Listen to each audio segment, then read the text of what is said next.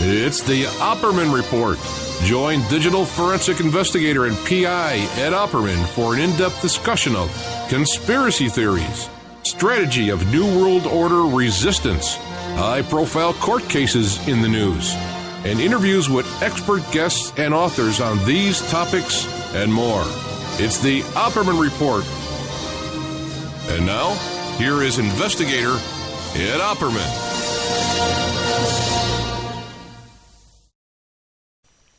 Welcome to the Opperman Report. I'm your host, private investigator Ed Opperman, and this show is brought to you by emailrevealer.com. That's my website. Also, michiganmushrooms.net, and our newest sponsor, which is Michael LaSala, who's the author of the book, The Rodeo of Doom. If this is the first time you're listening to our show, please take a moment and check out OppermanReport.com and check out our members section. We have a special section on there where you can subscribe to the station and listen to extra shows that we tape during the week that you won't hear live on Friday nights or live during the week, replayed during the week. This is exclusive content available only to members, and that's at OppermanReport.com. We got a really big show today, a very special show, and it's going to be a gut-wrenching show. Okay, we have a man named Charles Strange. And he's a cool guy. He's a regular guy from Philly. You'll get to meet him in a second. And he's the father of Michael Strange, and he's the co-founder of the Michael Strange Foundation. Now, Michael Strange, we'll be telling you in a minute, he was one of the SEAL team members who went in on that raid to capture and kill Osama bin Laden. And then, I think it was like 90 days later, he was in a helicopter crash. His helicopter was attacked and crashed, and since then there's more questions than answers of what went on, and the government seems to be covering up and not giving this family a fair shake. And so we have Charles Strange on the phone now. Charles, are you there? Yes. Charles, thank you for having me on, Ed. You know what, man? Thank you so much for coming on, because I know I can imagine what you're going through. I got a 15-year-old kid myself. I can imagine what you're going through. Tell us first, Charles, about yourself. Who is Charles Strange? Charles Strange is from Philadelphia, born and raised. I grew up right across from the pet store. The Rocky movie, Adrian, she worked in the pet store. Okay. Under the train, you see them guys standing in front of the bar there, Rocky, that was us at our bar. Philadelphia, baby. I worked at Tasty Cake. Nobody bakes a cake like Tasty Cake, right? Philadelphia. I ran the boiler room and ammonia systems. I was married at a young age. Had 3 beautiful children, and Catholic school. I'm a regular guy, just like you said, blue collar, hard worker. Union construction worker now here in Philadelphia, and I also do a little work at the casino. I was working at the new Philadelphia casino with mini Bach and blackjack. So right now, I lost my son 53 months ago in Afghanistan in a Chinook helicopter from 1960. Taliban hit it with an RPG, they said. There was 30 of our guys and 8 Afghans, and it was the biggest loss of life in Iraq and Afghan war, 30 guys. And it was the biggest loss of life in the history of America, 22 men from Dev Group. And that loss took a piece of my heart. Where my son at, it's every day. It don't matter if you have 30 kids. People are like, hey, you got more kids? Yeah, it don't matter. I buried my father, I buried my cousin, I buried good friends, you bury a child. It's not even in the same circle. And that's how we started the Michael Strange Foundation. Well, Charles, how old are you? I'm 52. 52, I'm 53. Yes. So you had kids young then, because how old would your son be today, Michael? 29. 29 years old. So you had kids young. Okay, I waited a little longer. Yes. But if people want to know Michael Strange, they just got to think of the movie Rocky. And you're one of those guys from the movie Rocky that was hanging out there in Philly around that time, right? Because you're about the same age as Rocky, too, right? Yep. Me and Michael ran the Art Museum steps before he went in the Navy. Oh, very cool. Now, how he old? ran them a few times. Only did it once.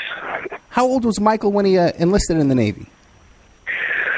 Well, his senior year in high school, he said, "I'm going to join the military, Dad. I'm going to join the Navy." I said, "No, you're not. There's a war going on." And he turned 18 in June of '04, and he joined. And he said, "Dad, I joined." I said, "Okay." So you tried to talk him out. I didn't want to back right through the 4 years. He was going to get the college money, see what it was like, and he sort of got sucked into some things. He would do it again. I'm not saying that. He loved. He got in very, very deep. My son, he was a cryptologist. He was a code breaker. He could do things, you see on movies. And you couldn't imagine he could get into that. And they put him, he was with SEAL Team 2 in Hawaii. And then they put him with SEAL Team 6, the most elite team in the world, the last 4 years. But initially you tried to talk him out of going into the Navy? Oh, yeah. Yeah, don't go in the... Yeah, there was a war going on. Right. You ain't going in there. Are you kidding? And now he must have been really physically fit guy, right? He worked at a bar and he went to the gym and he chased girls. He was like a wiry guy. He was lean. He never, even with SEAL Team, when you get in with them guys, they have, people tell you what to eat, and the gyms are there and all that. Yeah, he was 2% body fat the last few years. He was a bad ass, yes. Right. Oh, by the way, we got to watch our language, okay? Because we don't want to limit our audience. I heard you cursing. I was watching all your videos, your press conferences today, and I heard you cursing up a storm or one of them up there. I forgot to go on. Now, how did he get into cryptology? He had a knack for that as a kid, or he went to some kind of special training? What was the deal with that? Well, he graduated boot camp out in Chicago to Great Lakes. I went out and seen him graduate. Then they sent him to Florida, to Pensacola, Florida, to take this test. And they picked cryptology. And he went through this cryptology course. I think it was like a 3-month thing. And in cryptology, there's no windows in the classroom and no chalkboard and no notes, no paper book, you don't take notes or nothing. For cryptology, it's everything's in your mind. Okay. And he finished first in his class out of everybody. And the kid next to him had a bachelor's degree from New York University. And the kid said to him, he said, "What college did you go to?" He said, "I didn't go to college." And so he was a natural, he was gifted with decoding things and some other things. And he just took off from there. And from there, they sent him to Hawaii. Maybe they got a secret ingredient in those tasty cakes, right? Right. He always did good in school. He didn't bring books home, but he's like, "Dad, I got straight A's." I said, "You don't bring no books home? I'm paying $7,000 a year." No. So then, okay, now he's in there. He's doing good. You must have been really proud of him. You must still be proud, of course. But so he comes home one day and he tells you he was involved in the raid on Osama bin Laden. How did that come about? Well, it's April 2011. He calls me up. He says, "Dad, everything's going to be shut down for 2 weeks." And he never did that before. And I said, "You okay?" He said, "Yeah, I'm okay." I said, "Michael, are you all right?" He said, "Dad, if something happens, you'll hear about it." And then, of course, the raid May 1st, and came home after that. And after that raid, he grabbed me by the bicep 3 times that weekend, and he told me he had a will. He never did that before, Ed. Okay. And he also grabbed me by the bicep and said, "You would not believe what's going on in this country." How old was he then? 25? Excuse me? How old was he then when this happened? 25 years old. 25, that's what I thought. Okay.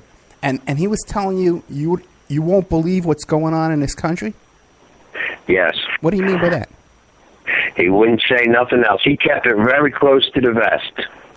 What do you think he meant? But there was something going on. He was so deep, Ed. I was in Hawaii with him, right? Yeah. And we went to P.F. Chang's, his favorite place to eat, and I'm asking him different things.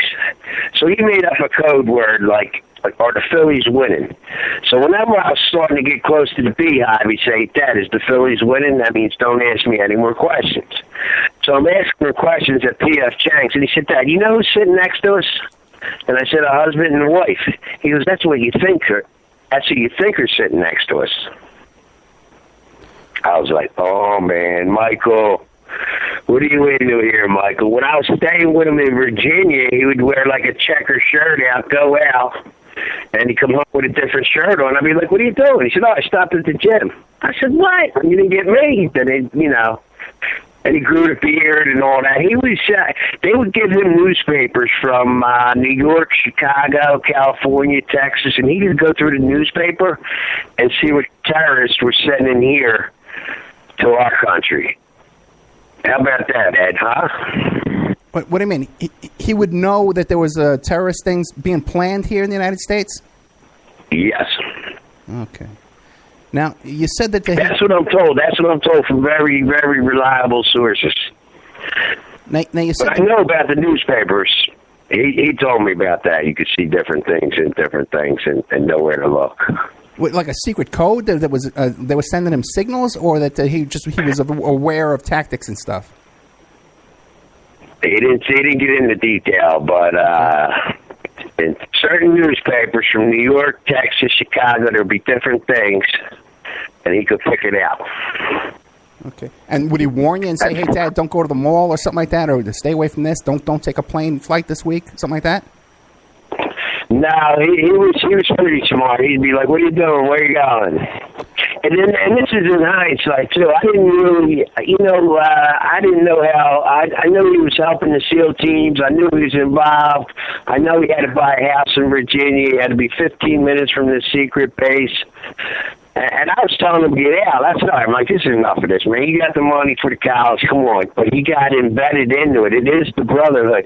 I guess when you live next door to the guy that's raising his kids and you work with him, and then you're doing things like they do, killing people and each other's back. It is a brotherhood. It's a love, you know what I mean, for your other man and then for your families here. The things that go on, I can't even imagine. I wasn't in the military. I don't know too much about the military. I mean, I learned a lot since my son died. I learned a lot about a lot of corruption, a lot of things I questioned. I've been to court many times, and I haven't gotten any answers. I filed a FOIA act with a lawyer by the name of Larry Klayman, Klayman. He started Judicial Watch. I've been to Washington, me and my wife, like 30 times. Now, did it seem like your son had money, that had more money than he should have had? Did he have like a lot of money? Yeah. Yeah. How's a 21-year-old kid buy a $300,000 house? Okay. Now they gave him, he had to buy a house in Virginia. And I was like, how you buying a house? I bought a house at 22. You know what I mean? I was working 2 jobs. I was like, you got to be kidding. And he was all proud, and they gave him money for re-enlisting, and must have gave him a nice chunk. And what was his rank and pay grade? Do you know, like his official rank and pay grade? He was a CTR1. He was a Tier 1 operator. And I don't know about the money. I never asked him about the money. The house was like a $250,000 house. But to be buying that like at 21, he just turned 22 because he had the 4 years in. And then he didn't want to join, but the Navy SEALs were picking him up at his house in Hawaii. And they would do a workout with him, and they wanted him to, be on the team and the things he could do. He could, if there was 12 antennas on top of a roof, Ed, in Iraq or Afghanistan, he could find out in a matter of minutes which signal the antenna was coming out and find out like which was the word for the day, their password for the Taliban, Al Qaeda, and all that stuff. So he had he had special knowledge of electronic equipment, eavesdropping equipment, that kind of stuff as well. Besides just breaking the code through his mind. Oh yeah. Okay. Now you said before that he was one of the guys that was part of the raid, and I think you mentioned to me off the air that he was, or maybe I heard it on YouTube, that he was the third man in on the raid. Yeah, that's what I heard. I don't know. I know he was there. I don't know what happened there. I don't know if it was Bin Laden, it was Bin Laden, it wasn't Bin Laden. Yes, I do hear from Rob O'Neill, the redhead kid. No, I never talked to him. Emails. A little bit about Michael and a story here, a story there. I am going to meet him. He's going to come to one of our weekends with the parents. I've heard everything, Now, isn't there some kind of controversy on who actually took the kill shot and who was in part of this raid? Some guys say they were, and some guys question maybe they weren't there. Different guys claim they were there doing it. Yeah, there's a couple things going on. I know Rob's the one that took the shot. Well, that's what he says. And so, and the other guy wrote the book No Easy Day, but he didn't say he did shoot him. The guy that wrote that book, the kid. Have you met both of these guys or just one? No, just Rob. Okay. I've met quite a few Navy SEALs. Showing the respect, stopped over, stayed over, come up for a function. Different guys and. So you think you got a good idea of what went on that day at the raid? Excuse me? From talking to all these guys, you think you have a good idea of what happened there, that your son was part of this raid? Oh, yeah, absolutely. Now, absolutely. Do any of the people you talk to, because there's a lot of people have questions about that raid, because there was a chopper that was lost, and then they had to put like 3 times as many guys on one chopper to get out of there, plus Bin Laden, plus his wives, plus computers. And there's a lot of suspicion about the facts of that. Do you have any opinion on that? No. My opinion, God, I know the other guy that there's a guy named Din Muhammad. Yeah. Looks exactly like Bin Laden. He happens to have a bad left eye where Bin Laden got shot. You know what I mean? And the guy, Rob O'Neill, I never talked to him in person. I've gotten emails. I might have talked to him on the phone for a minute and just, gave his condolence and all that. But I got emails. But,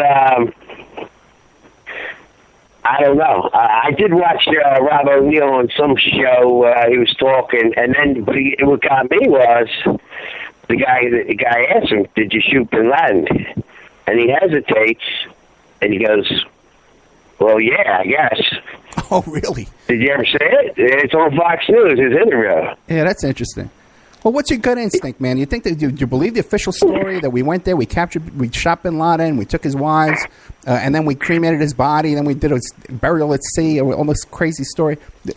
What's your gut instinct on it? No, I don't think. And I think that's what Michael was telling me, to tell you the truth.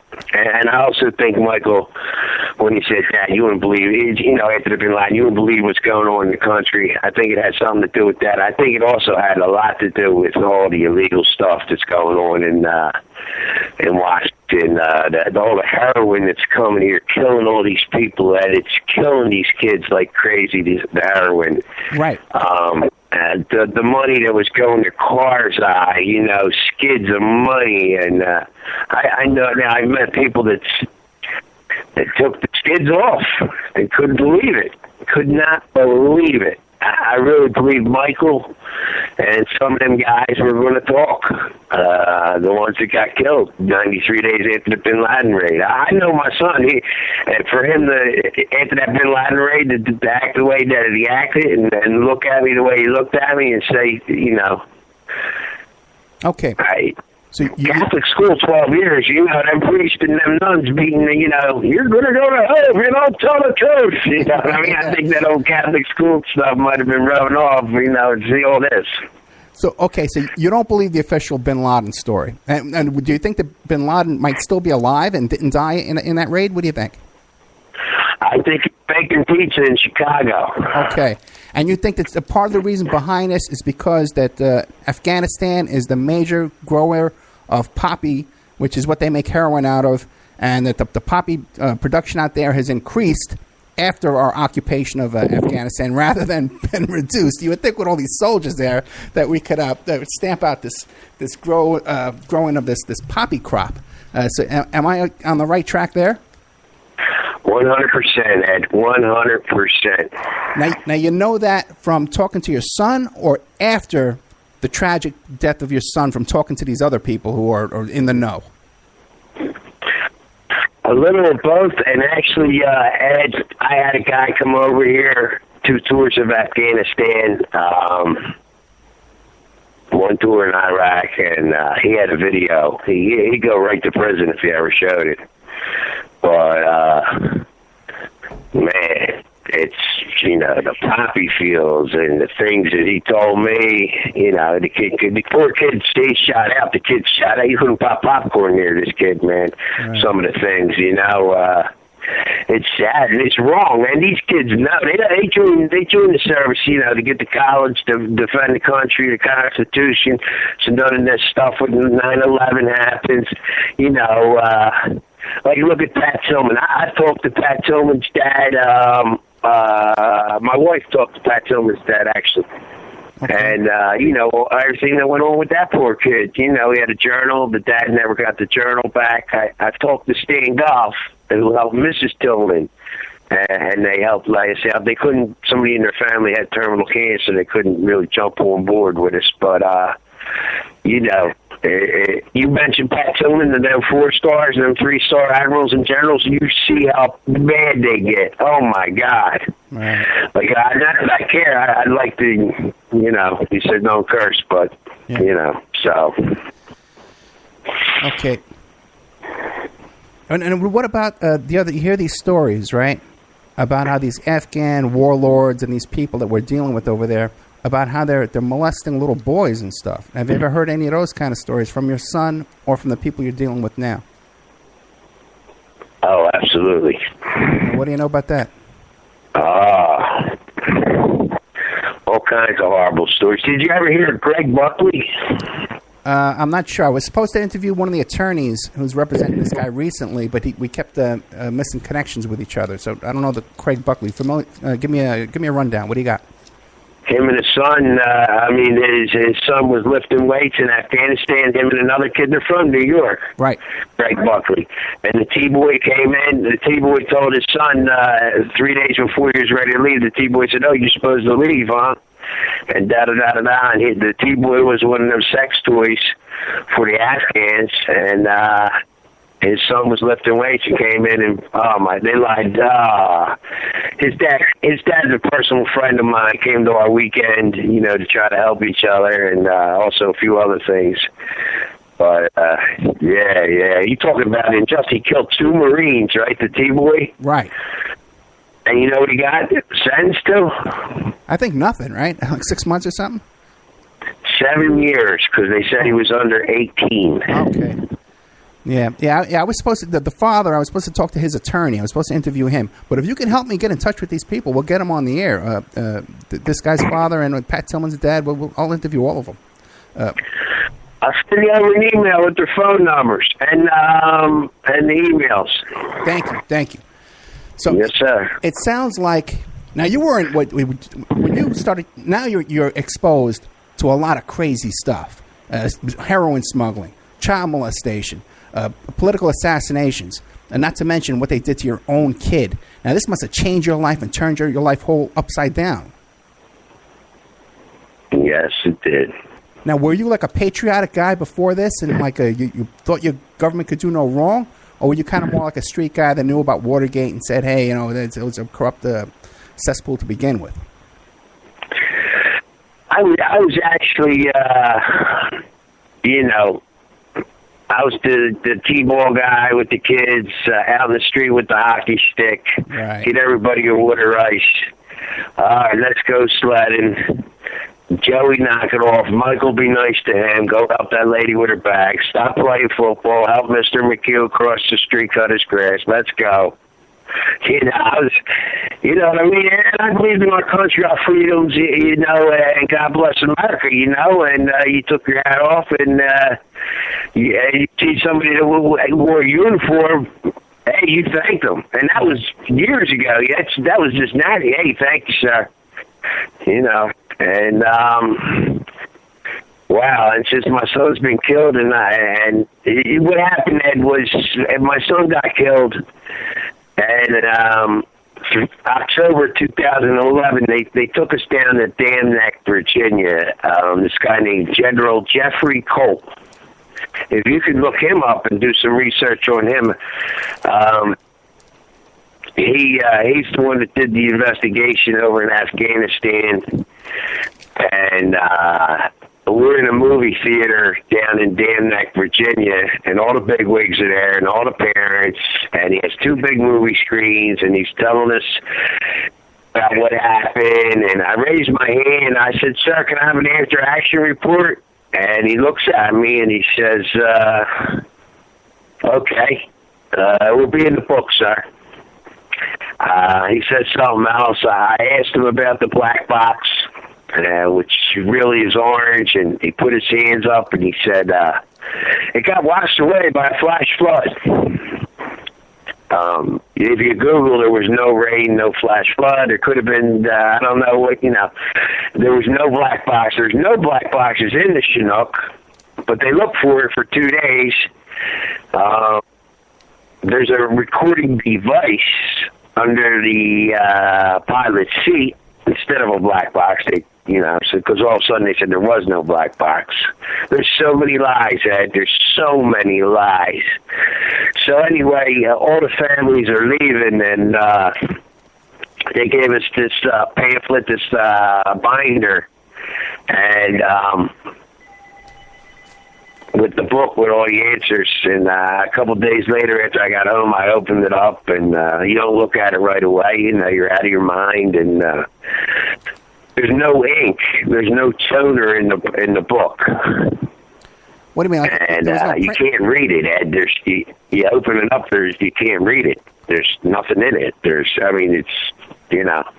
So I called up Admiral Sean Pybus, Commander-in-Chief of CENTCOM, and he said, I had a lot of complaints about that, Charles. He said, I said, okay, send me another one. He said, we can't, we burned it.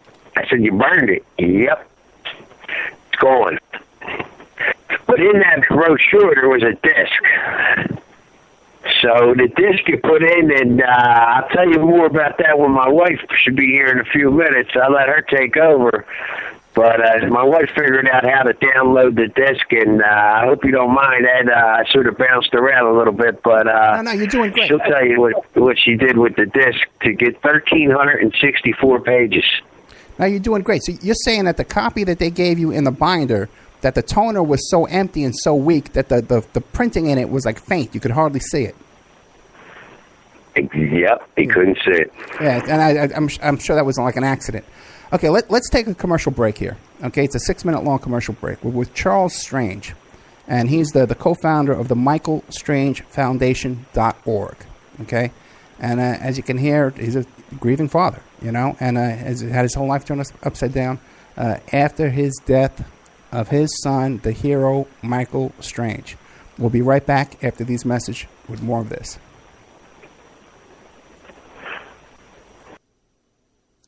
And now, a word from our sponsors. Pacific West Bamboo, your premier source for sustainable building material.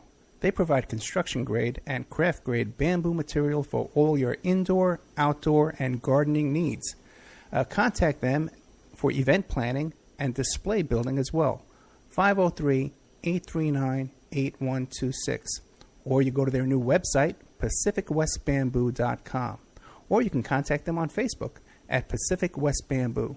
That's 503-839-8126. Amanda from Pacific West Bamboo was our first sponsor. She's been so good to us, so please support her in return. I want to make everybody aware of our new members section at www.oppermanreport.com. You can go there and sign up for a monthly, quarterly, or yearly subscription. You can even purchase episodes one by one. You get full access to brand new original content, new guests, new uncensored interviews, my own investigations and reports, and we're going to be adding sections with documents, images, police reports, either provided by myself or by my guests, or for my own investigations, my own reports. So you can go to oppermanreport.com and you can sign up there tonight. You can start listening tonight. Strawman. I want to mention Strawman. Strawman is a band out of Toronto, Canada.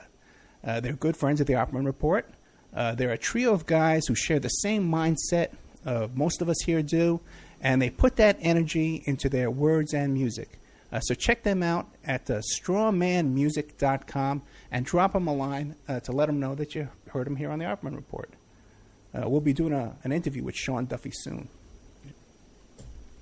You can get an autographed copy of my book, How to Succeed as a Private Investigator, by visiting my PI website, emailrevealer.com. We also offer a computer and cell phone forensics. We can recover deleted text messages to uncover infidelity. We offer asset searches, locates, email tracing, background reports, and we can even trace your spouse's email address back to internet dating websites to catch them cheating online. You can reach us at 800-572-9762, or you can email me at emailrevealer@aol.com. New World Mexican Women. Everyone loves the New World Mexican Women, and their line of fine, handcrafted, authentic Mexican jewelry of stone mosaic and abalone stone inlay. In their first book, titled New World Mexican Women, available on lulu.com, they teach you how to make this jewelry, and they have a collection of love letters to their men from their hometown that have immigrated to the United States to find work. They have also published a new book entitled Azuquina to the Rodeo. It's about a young girl that falls in love with a rodeo bull rider, and she runs away with him without telling her family. You can find the New World Mexican Women by Googling New World Mexican Women. And you can ask them about their deals on wholesaling their fine jewelry and all of the other projects that they have going on. If you'd like to have your business or website advertised here and promoted all over the world on dozens of stations every day, give us a call at 800-572-9762 or email oppermanreport@gmail.com. And now back to our show. Well, not so soon. First, we're going to talk about MichiganMushrooms.net.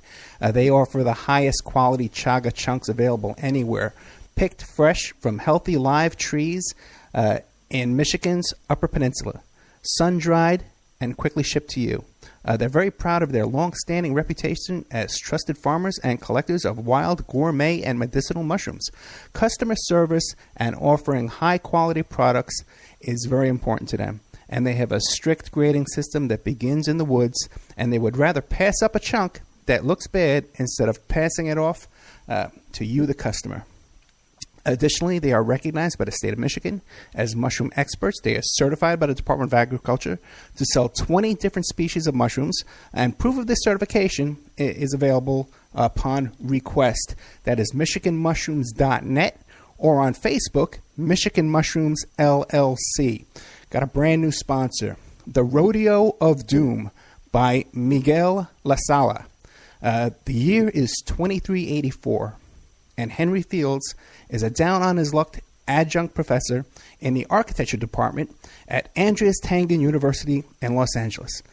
But he has one thing going for him that others don't. He has enough of the coveted EP14 to live to be 200, if he wants to. Not that hard. When he saves a woman for certain death with a few drops of the EP14, a corrupt government agency tries to blackmail him into selling off his supply. Just when it seems like it might be a good idea, all hell breaks loose.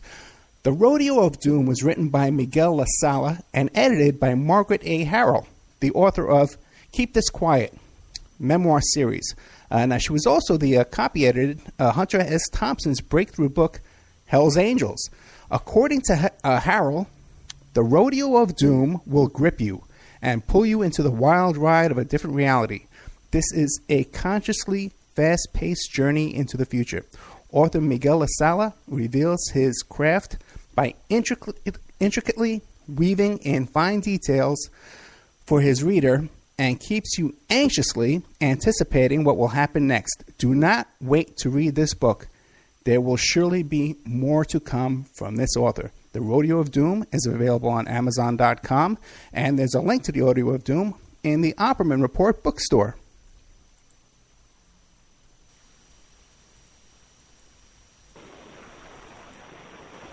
Okay, welcome back to the Opperman Report. I'm your host, Private Investigator Ed Opperman.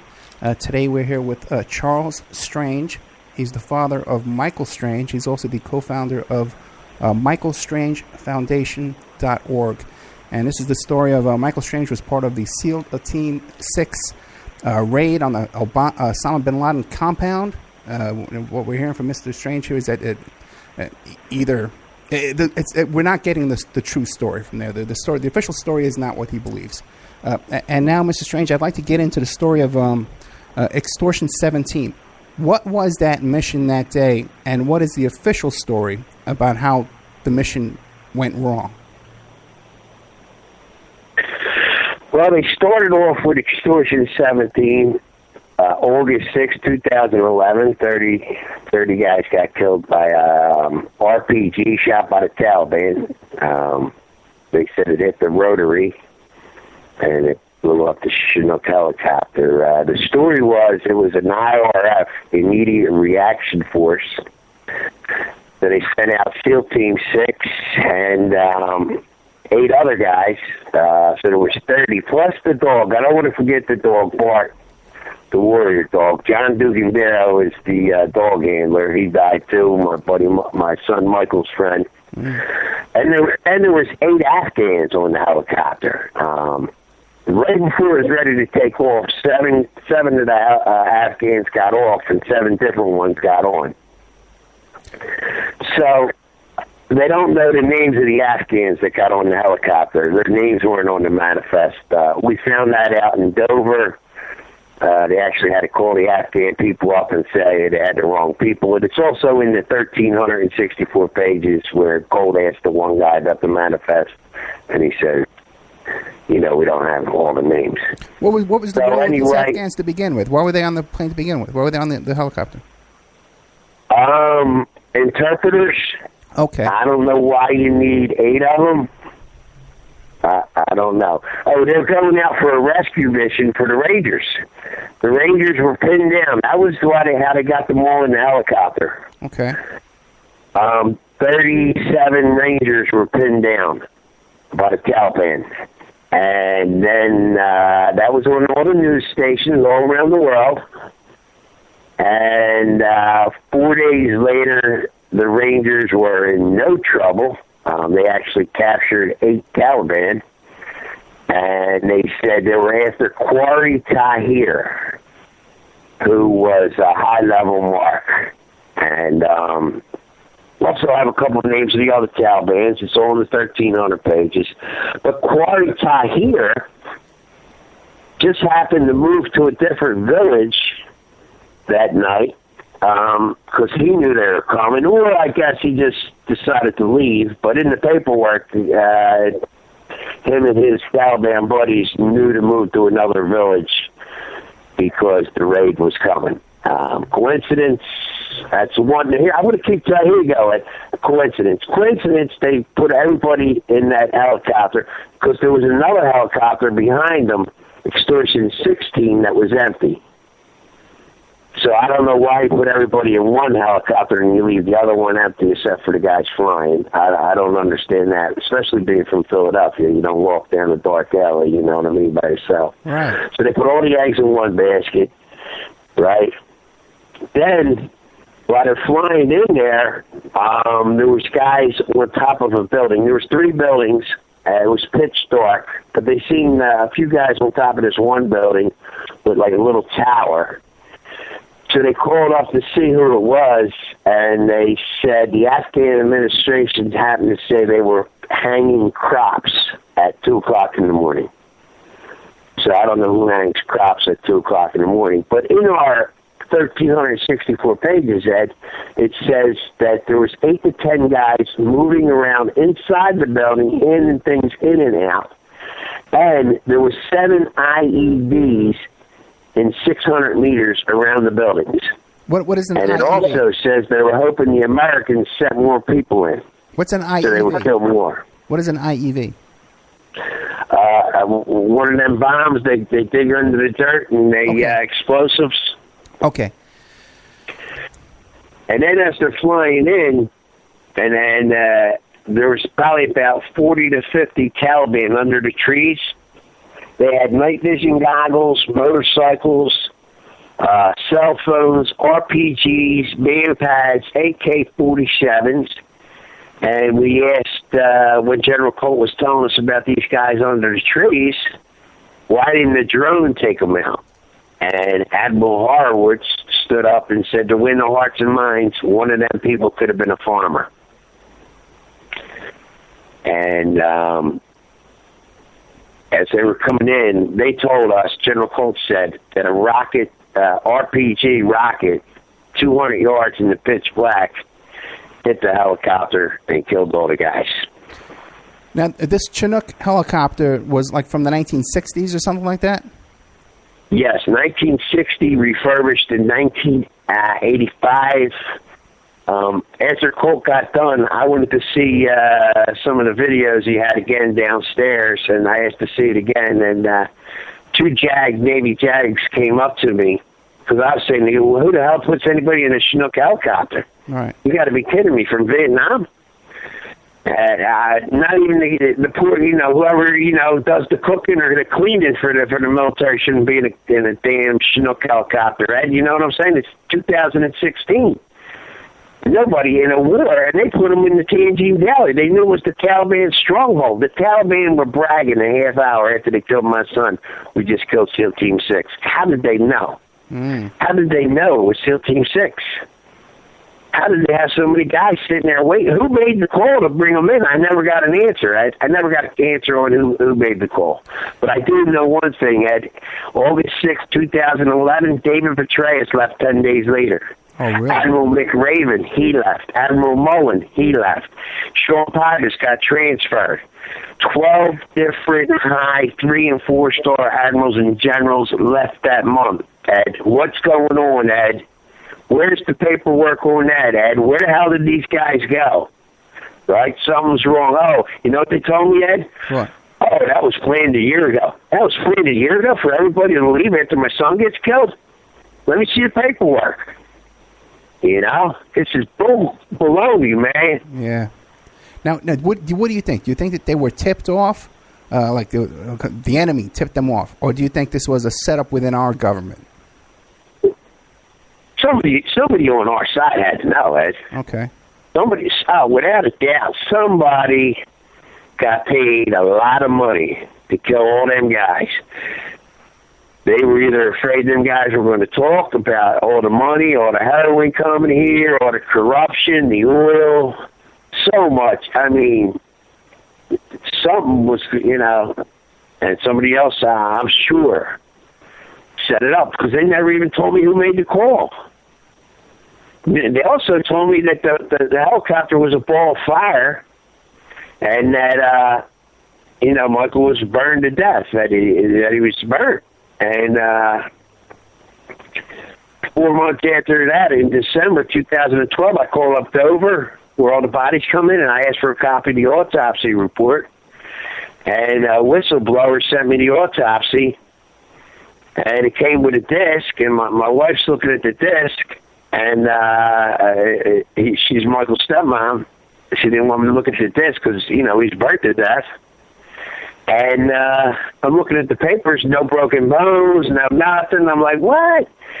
She stands up. I said, pretty bad. It's bad, huh? Really bad? She goes, no. I'm like, no.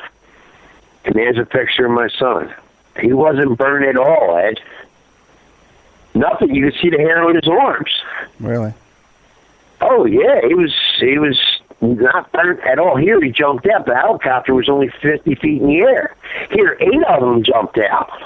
Yeah, you know what? Let me tell you something. My ex-partner is NYPD Harbor Aviation, and he jumps out of helicopters. They jump out of helicopters, and they swim, and they rescue people who are drowning in the East River in Manhattan, right, in New York City. Now, I used to say to him, I said, aren't you afraid of those things crashing?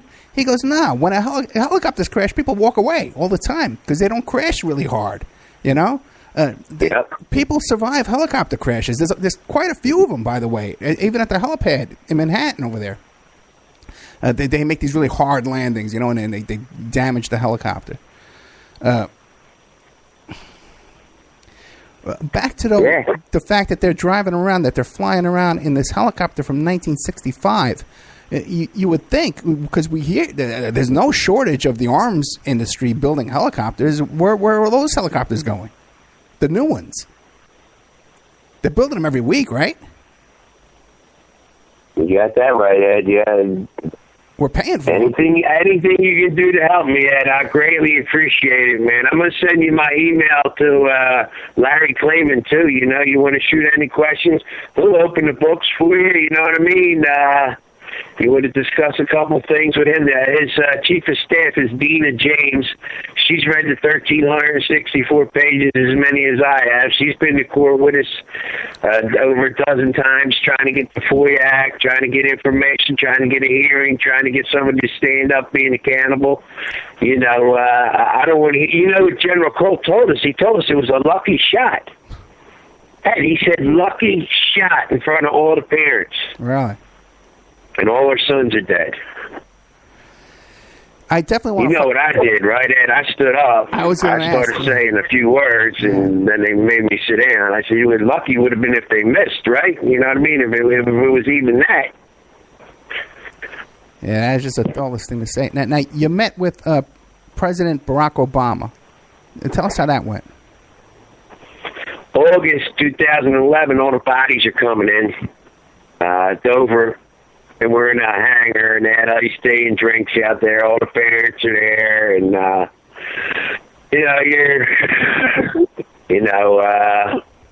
it's still hard to say. You know, your son's coming home, and Barack Hussein Obama put his hands on my shoulders, and he said, "Michael changed the way America lives." And I grabbed the president by the shoulders. I said, I don't need to know about my son. I need to know what happened. And I started shaking, and the Secret Service guys grabbed me.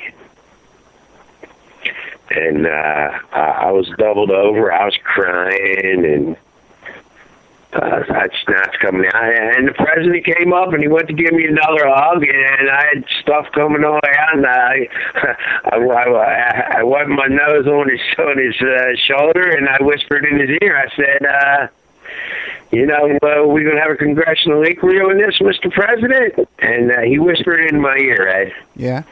And when I say to you, Ed, his lips were touching my ear, and he said, Mr. Strange, we're going to look into this very, very, very deep. He said very, very, very deep. Okay. And I just looked at him, and he gave me a pat on the shoulder, and he walked away. And, 10 minutes later, Leon Panetta comes up to me, and he says, Mr. Strange, I'm going to ask the same questions you want to ask. And I just lost it, Ed. I said, you're Secretary of Defense. Labor. I'm construction worker. I'm a blackjack dealer. You're going to ask the same questions as me. You're the Secretary of Defense. And I went crazy. And a couple of the other dads started saying things, and then the Secret Service guys had a bottle of water, and they took me outside with a cigarette, and so I calmed down. And then the plane came with all the bodies. Ed, you want to talk about sad, man? We were dropping, dude. Your knees just buckle when you see the caskets. It's like, oh my God, man. It's so painful, man. It's so painful. Let me ask you this. When Obama was hugging you and whispering in your ear, do you think he was sincere? Do you think it was an act? Do you think he's out of the loop? Where do you place him in all this? Do you think he knows what's going on? Or he's a empty suit? I think it was all, we're going to do something. I'll look into it. Yeah, I'll look into it. You know what I mean? One of them things. And,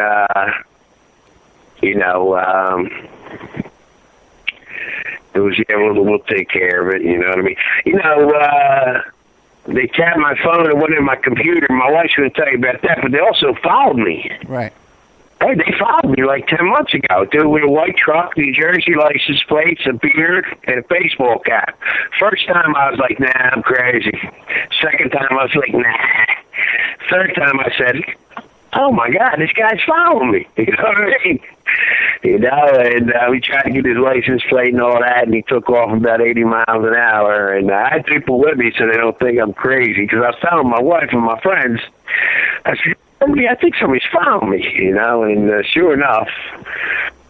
So, well, what do you think? What do you think? You heard what kind of guy I am, Ed. You know what I mean? I ain't, you know, I've never been arrested. But Charles, what do you think instigated that? What made you get on their radar to the point that now they're following you around? Well, I believe it's the 1,364 pages. Right. I believe that. You know, my 14-minute, we had a press conference in Washington, D.C. I got a bunch of the parents together. I had like 10 parents. I had Admiral Ace Lyons. I had General Boykin, General Valet. I had Alan West. I had Navy SEAL Ben Smith. And I spoke from the heart, you know what I mean? And when that first went up, we had a million hits. It was just put up in December 10th by some guy in New York named John M. And it's over 320,000 hits in like 22 days. So they kept Extortion 17. Please Google Extortion 17. And you're gonna say, hey, how come 30 of our guys our best guys for our defense are going in a helicopter. Most Americans now, if you say something, they go, yeah, what happened there? You know, people ask, you know, and then they feel sorry for you. But, you know, it's the old saying, if it ain't happening to you, it ain't happening. America's getting more, you know, with California, what just happened in Port California with the 14 people. Here in Philadelphia, you know, the guy just broke out and shot a poor cop in the name of ISIS the other day. 3 times he shot the poor cop, and now they're finding out that there's quite a few guys from ISIS here living in Philadelphia. You know, it goes on. So now America's starting to wake up just a little, and I don't know.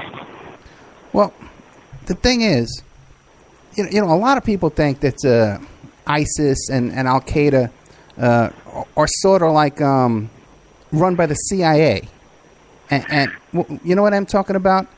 And they're like our own little mercenaries, and the whole thing's kind of like staged, you know, in order to create chaos in the Middle East. And would it kind of fit in with this story if we're protecting Osama bin Laden and this raid wasn't really to kill him, but to kind of get him out of there?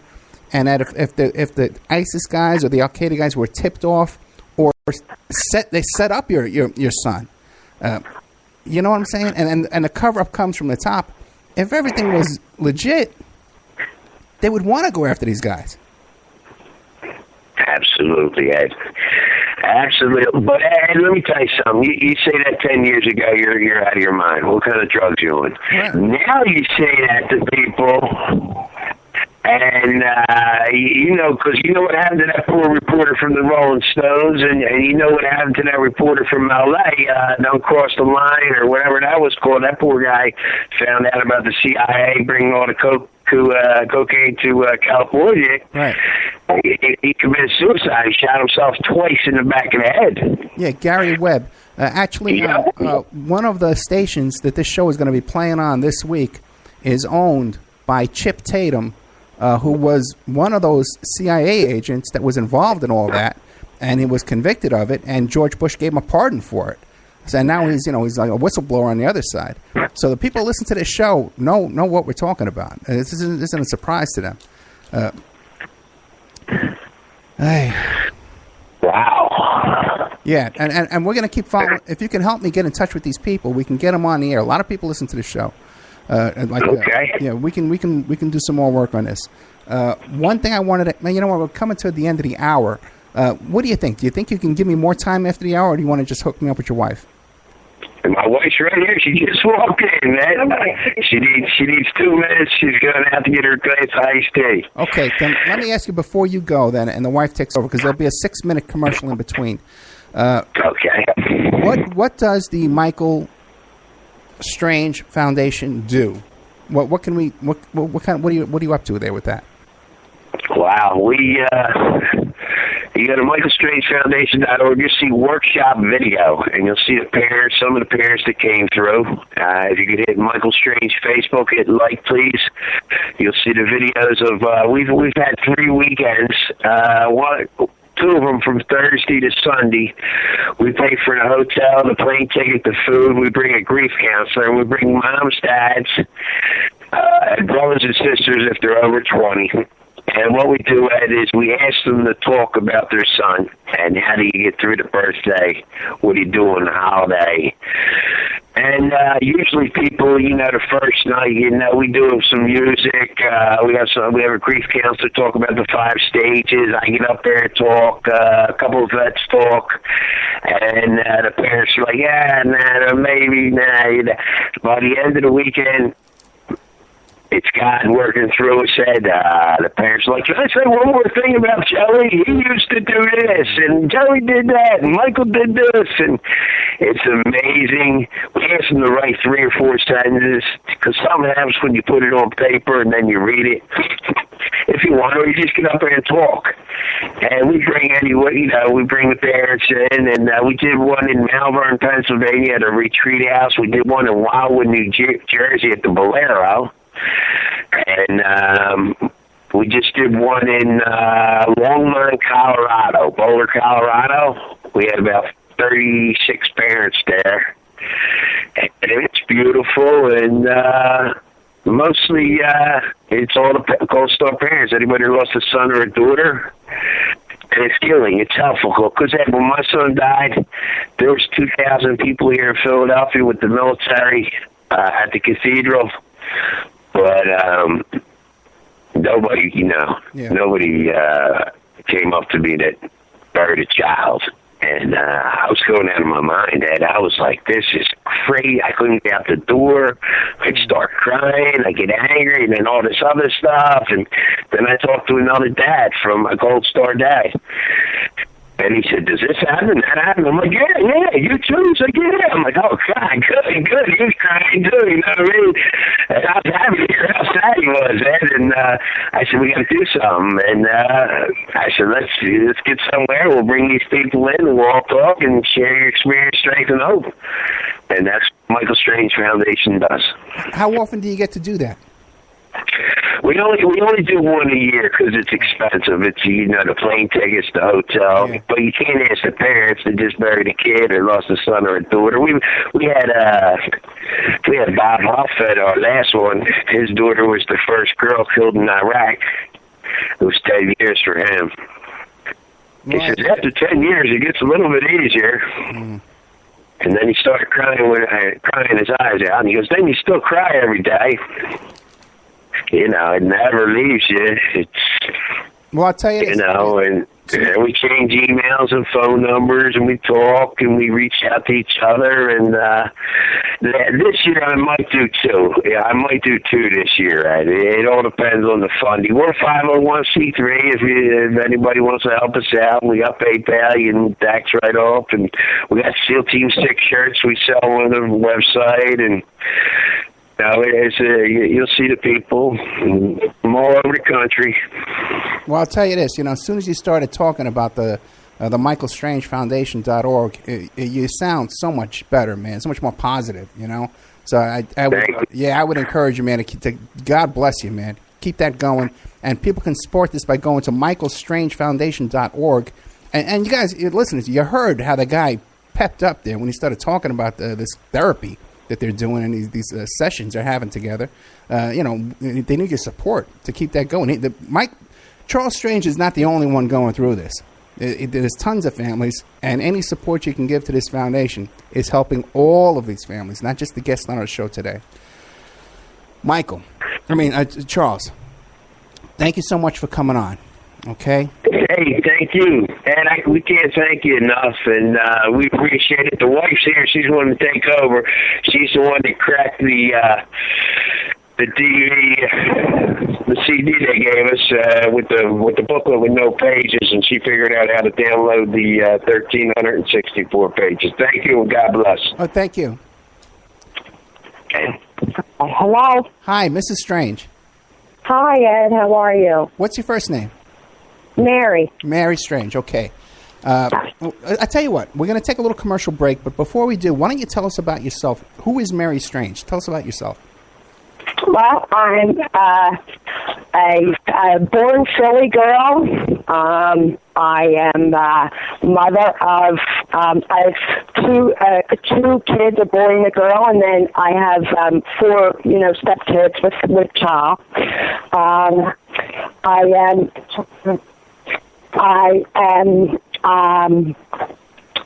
a good woman. I am, I have a wonderful husband. I love life. I love having fun. I worked in sales. I'm a people person, most definitely. And I do a lot with the foundation, with the stepmothers. So we can maybe find our role on how we, the part that we play in the whole, realm of everything. And, Okay, yeah. Mary Strange, right? You said his name was Mary, right? Yeah. I got to tell you something. There's something about the women in Pennsylvania, and Philly especially. I think the most beautiful women in this country are in Pennsylvania. First of all, the state of Pennsylvania, but then in Philadelphia especially. And I'm not kidding you at all. Whenever I'm online on Facebook or something like that, or I'm on these dating sites, and you see a really pretty girl, they're always from Pennsylvania. I got to move there one day. Okay. Thank you. Thank you very much. Yeah, I think there's many, many beautiful women in Philadelphia. She's hot, blonde hair, blue eyes. She's hot, blonde hair, blue eyes. Yeah, I'm like 5'8", blonde hair, blue eyes, just all American. I love my country, I love being an American woman. I'm very proud of that. I know if I was born anywhere else, they probably would have killed me at a young age for being outspoken and a big mouth, and they probably would have stoned me to death years ago. It must be a full-time job living with Charles, right? Oh, yeah. Oh, yeah. Yeah, but we make a good duo. We're both very, very strong-minded, strong-willed people, who have a thing for wanting to help people, even before all this. For some reason, people just come up and start telling us their problems and, what's going on in their lives. And, I guess we just have that aura about us or something. I don't know. Yeah, I'm definitely the same way. Okay, we're going to take a commercial break. Okay, it's 6 minutes long, so just I'll mute up your microphone, and when we come back, I'll give you a little introduction there. We'll be right back with more of Mrs. Charles Strange, Mary Strange, who's the stepmother of Michael Strange of the MichaelStrangeFoundation.org. We'll be right back after these messages. All right. And now a word from our sponsors. Pacific West Bamboo, your premier source for sustainable building material. They provide construction-grade and craft-grade bamboo material for all your indoor, outdoor, and gardening needs. Contact them for event planning and display building as well. 503-839-8126. Or you go to their new website, pacificwestbamboo.com. Or you can contact them on Facebook at Pacific West Bamboo. That's 503-839-8126. Amanda from Pacific West Bamboo was our first sponsor. She's been so good to us, so please support her in return. I want to make everybody aware of our new members section at www.oppermanreport.com. You can go there and sign up for a monthly, quarterly, or yearly subscription. You can even purchase episodes one by one. You get full access to brand new original content, new guests, new uncensored interviews, my own investigations and reports, and we're going to be adding sections with documents, images, police reports, either provided by myself or by my guests, or for my own investigations, my own reports. So you can go to oppermanreport.com and you can sign up there tonight. You can start listening tonight. Strawman. I want to mention Strawman. Strawman is a band out of Toronto, Canada. They're good friends of the Opperman Report. They're a trio of guys who share the same mindset most of us here do, and they put that energy into their words and music. So check them out at strawmanmusic.com and drop them a line to let them know that you heard them here on the Opperman Report. We'll be doing an interview with Sean Duffy soon. You can get an autographed copy of my book, How to Succeed as a Private Investigator, by visiting my PI website, emailrevealer.com. We also offer a computer and cell phone forensics. We can recover deleted text messages to uncover infidelity. We offer asset searches, locates, email tracing, background reports, and we can even trace your spouse's email address back to internet dating websites to catch them cheating online.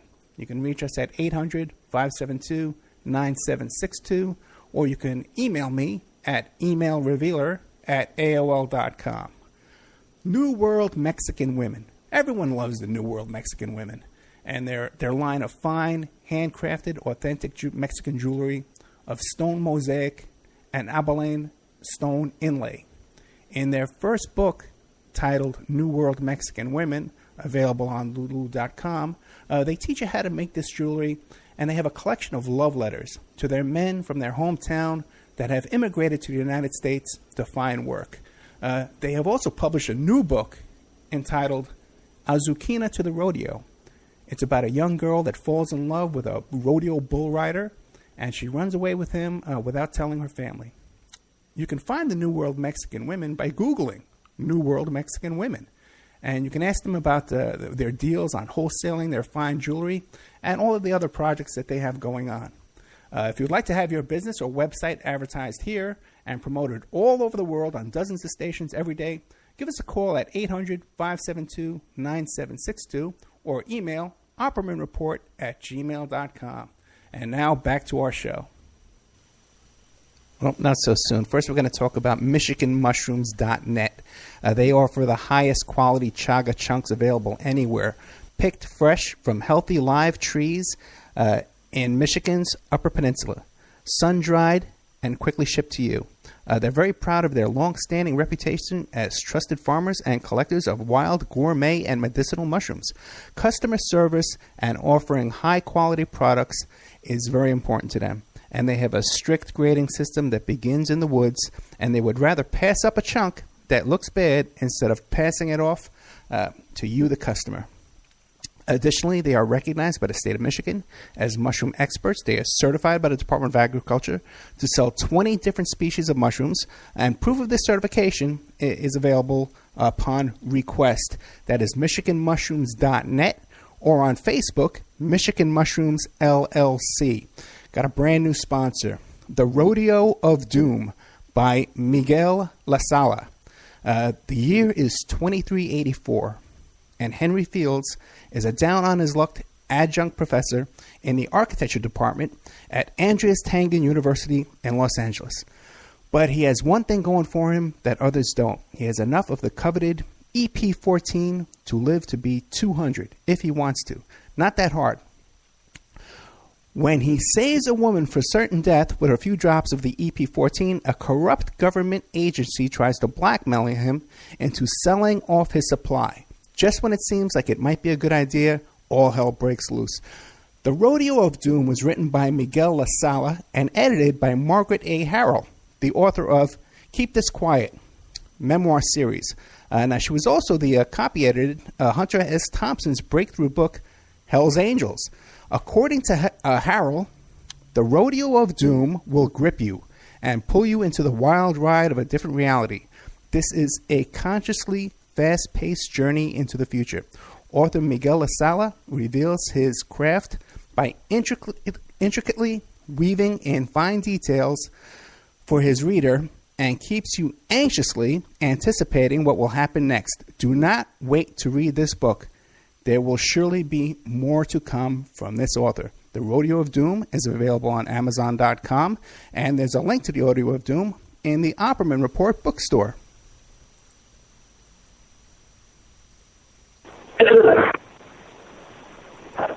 Okay, welcome back to the Opperman Report. I'm your host, private investigator Ed Opperman, and we are here with Mary Strange. She's the wife of Charles Strange and the stepmother of Michael Strange, who was the young soldier who died. He was with SEAL Team 6 in this helicopter in Afghanistan on Extortion 17, and it was some kind of an ambush, a setup, and they were shot out of the sky.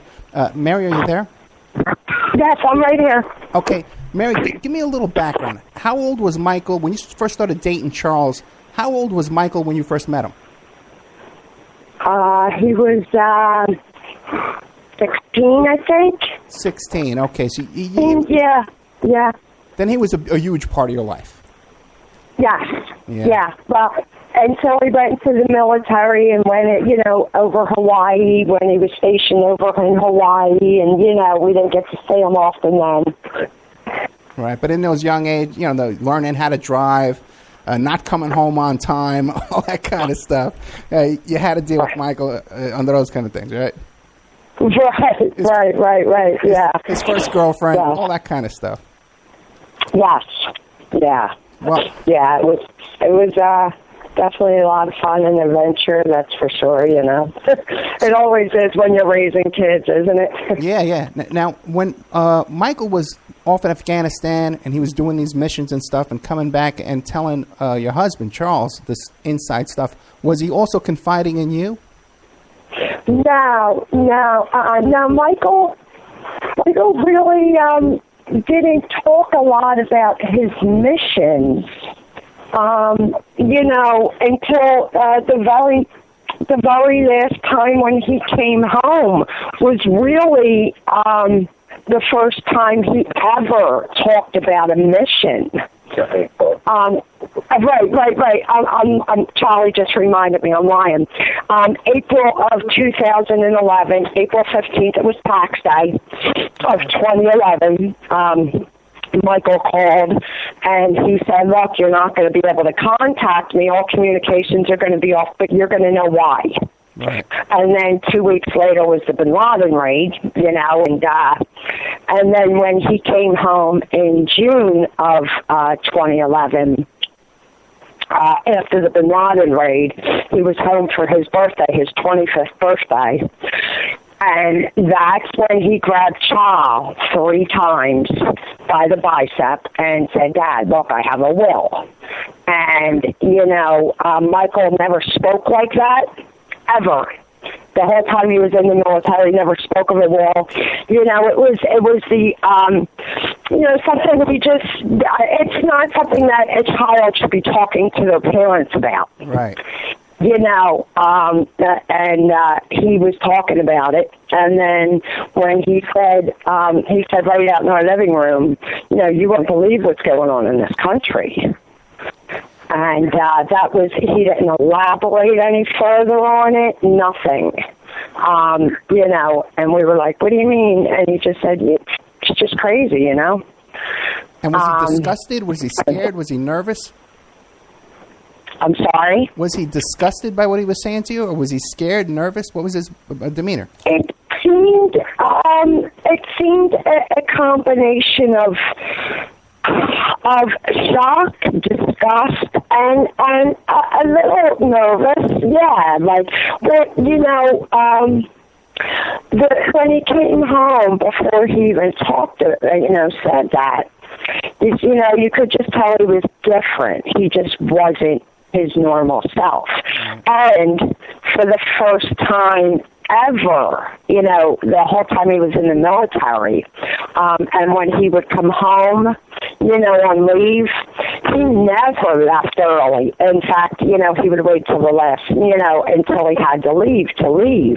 And it was the first time ever that he actually left early to go back to Virginia. Okay, now he was saying to you that he had a will. Did you get possession of that will? No. So you don't even... Nope. You never got the will. Nope. So there could have been other things besides financial holdings in that will. There could have been letters. There could have been documents. There could have been videos. But you never got it. How come? Well, The way, I don't know why. I don't know why they held back on it, on showing it to us. You know, I don't know. They said, oh, no, he didn't have a will, And, I mean, 3 times he said to his father about his will, and he broke it down. Dad, I'm giving you blah, blah. Mom's going to get that. And Charles and Caitlin are getting blocked, you know, so-and-so. And then Carly, his half-sister, he said, Dad, you're going to take care of Carly. And, you know, he was going to leave money for Carly, but Charles was to distribute it to her or we were going to put it in a college account for her, you know. But, you know, I don't know. And let me tell you, we researched and we looked in and we tried to find that will. And they said, oh, no, he had no will. Now, let me tell you, we talked to all the parents, and so many of the men that died with Michael upped their insurance policies. You know, they updated their wills. A lot of them bought more insurance, more life insurance, believe it or not. And, you know, we found out a lot. Now, why would he tell us this if he didn't have a will? Michael was the type of kid who he wouldn't tell you something like that if he didn't have it. He just would never do that. Let me ask you a question. Where was he living when he prepared this will? Do you have any idea of where he was when he prepared the will? No, we do not. No.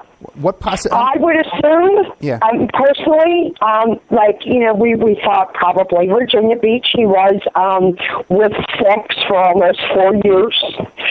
And you know, that's East Coast based. And, you know, so Michael did live in Virginia Beach. Why he would make out this will when he lived in Hawaii, you know, and never talk about it before the child. It just, none of it made sense. And let me tell you, we really, you know, we talked to different admirals and generals, and of course, you know, oh, no, he don't have one. It's just, okay, Mary, in my opinion, a bunch of BS. But now he did purchase a home in Virginia, right? Yes. Now, when he purchased that home, did he use an attorney to purchase that, to do the paperwork for him on the home, to do the closing like they do on the East Coast? See, the military is different than you know, civilian life. So I'm not really sure.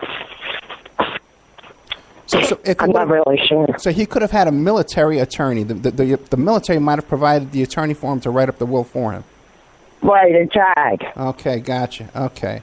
Yeah. Yeah, right, they're called JAGs. The military attorneys are called JAGs. And, you know, we had people look into it for us, and they came back, oh, no, he never had a will. No, everybody's saying he doesn't. He never had one, which, why would it disappear? Why would he come out and say that? That just, and the way he was acting, you know, he just wasn't himself, like he was nervous about something, and, you know, you could tell he just was very on edge. And, you know, so not that part never made any sense to me. Okay, so let me ask you now. Okay, now, you and Charles, you're in Philadelphia, you get news, you get first word that something happened, that Michael's been in a tragic accident, a death. Here's the crazy thing. August 6, 2011 was on a Saturday. Okay. And I was heading to work. I was going into work on Saturday. And that morning, while I was getting ready for work, after I got out of the shower, I put the news on, and I had seen on the news about this crash in Afghanistan with 30 special ops and da-da-da-da-da. You know, 30 Americans And I thought, oh my God, that's so sad. Shoot up a prayer for the men and their families, and go about my life and get ready for work. And I'm on 95. And that's like a major highway that goes all the way from, I don't know where from, but it goes all the way down to Florida, all along the East Coast. Yeah. And I get a phone call from my sister-in-law. She says, Mary, I said, hey, Mag, what's up? It's Charlie's only sister, his only sibling. I said, how you doing? She goes, where you at? I said, I'm headed to work. She goes, where's my brother? I said, oh, he was home, probably still sleeping. He's sleeping in today. She goes, get home now. And I'm thinking, wait a second, she just asked me, where he was, so I know nothing's wrong with Charlie. Like, I'm thinking, what the hell's going on? I said, Maggie, when you get home now? She goes, Mary, get home now. It's Michael. And I said, what? Like, now I'm confused. My brain is starting to panic, and I'm like, what do you mean get home now? And it's Michael. Like, it wasn't computing for some reason. And I said, what do you mean, Maggie? She goes, something happened to Michael, and it's bad. And I was in the far right lane. I literally bolted across the lanes. I went down the grass embankment and flew up on the other side going southbound. And, I was only one exit away from the house, thank God. And when I was pulling in to our lot, I heard this sound, and it was just this unbelievably. It's a sound I can't even describe. You knew something was in pain, and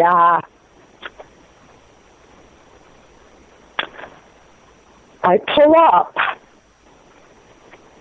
We live in a complex.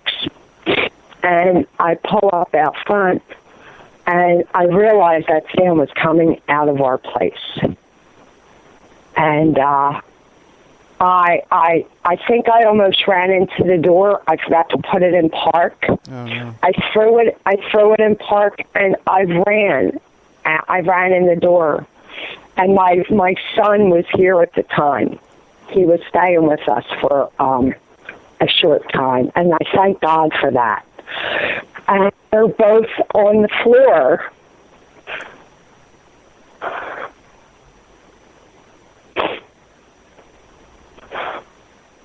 And my son is holding Charlie, hugging him. And the sound coming out of Charlie was just, oh my God. And my son's looking at me like, Mom, I don't know what to do, this lost look in his eyes. Yeah. And Child turned around, and he seen me, and I just ran over, and I knew then that Michael was gone, because Maggie wouldn't tell me on 95.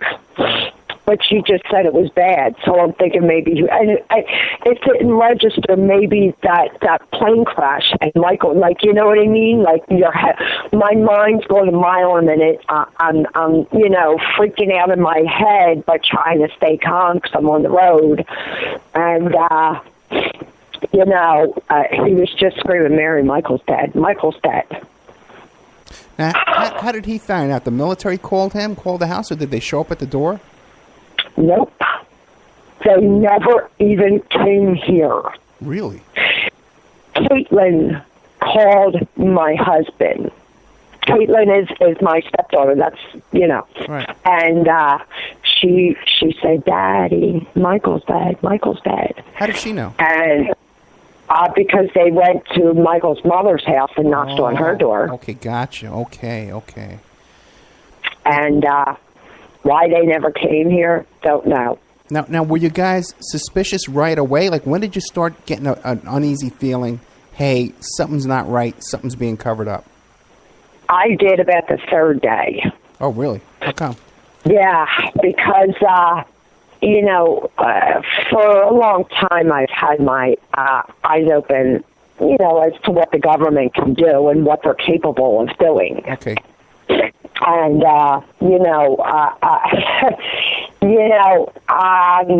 I ran with a rough crowd when I was younger. I was a real tomboy, and being from Philly, we have it's a city and neighborhood, so and I ran with a rough crowd for a short time, and I've seen some of what the government could do. Like, I ran with a lot of bikers. Like, I was always always loved motorcycles. So I knew what the government was capable of doing. I'd seen it firsthand. Oh, yeah, I'm from Staten Island. I know what you're talking about. Right. I was in the nightclub business in Manhattan. So, about the third day, we get over to Michael's mother's, and, there's 4 military guys standing there. And Charlie runs up to him and goes, what's going on? And they said, sir, we're sorry to inform you, but your son has been killed in action. And, Charlie's screaming, are you sure? Mm. Are you sure it's my son? And, they're saying, so yes, we're sure. And he goes, how do you know? It was just so sad. Right, I could imagine. And, so we're, Charles asking them questions, and they're like, we don't know yet. We're not sure, so we're waiting for information. We're waiting for some information to come in. We're not, well, what happened? Well, we're not sure. There was a plane crash. Well, what happened? Sorry, we can't answer that. The whole thing. And you know what? Them guys, they really, they didn't know what the hell was going on. They're sent out there, and they're not sure. I really don't think that they really even knew yet. And let me ask you this. Now, one of the things that I'm curious about, because we're running out of time, is in Afghanistan there was something called a ramp ceremony. Oh, my God, with the imam, yeah. Yeah, can you describe that? And first of all, how did you find out about that, and what went on there at this ramp ceremony? Well, somebody released it to one of the parents, the information about the ramp ceremony. Okay. And we never knew that they were supposed to provide the parents a DVD of the ramp ceremony. Right. Like, we didn't know any of this, you know what I mean? We had no idea about a lot of stuff. And somebody had taken a DVD, had taken a video while they were in Afghanistan, and they were at that ramp ceremony. And they were furious as to what General Allen was allowing to go on, because this imam, and I have his name somewhere in my paperwork, he actually has spoken his native tongue and damning our soldiers to hell, that there were the infidels, and that the Afghans are the winners and the Americans are the losers here. It was just, it's so infuriating. Like, after everything that happened to them men, and then to have this imam stand in our own hangar on our own forward operating base and damn our sons to hell as infidels.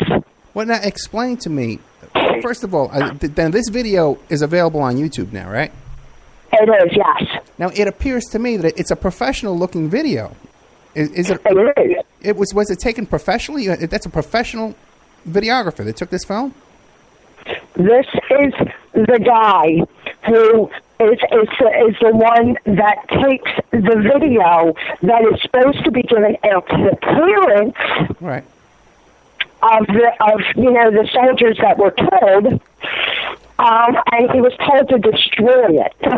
Now, was there ever another circumstance before with other soldiers' deaths overseas where this imam comes in and says this prayer, or is this isolated to this incident? From what we were told, and we did a lot of asking, with different soldiers and that have been over there while, the ramp ceremonies have taken place, and they said absolutely not. Never, ever, ever was an imam allowed to speak like this. And not our pastors or for our God, Jesus Christ, the pastors or priests or whatever you want to call them was not allowed to say any prayers. Now, when this imam was saying this prayer, was this in English or was this in Afghani Arabic? It was in Afghani Arabic. Now, how do we know 100% sure that it's being translated correctly and it isn't just... Well, because the people who were given this DVD gave it to somebody else, and it went through, I think, 7 or 11 different translators, some of them in the military, some of them out of the military, and it was never associated with the parents of this particular soldier. So their names were never brought up so that it would never, have any connection.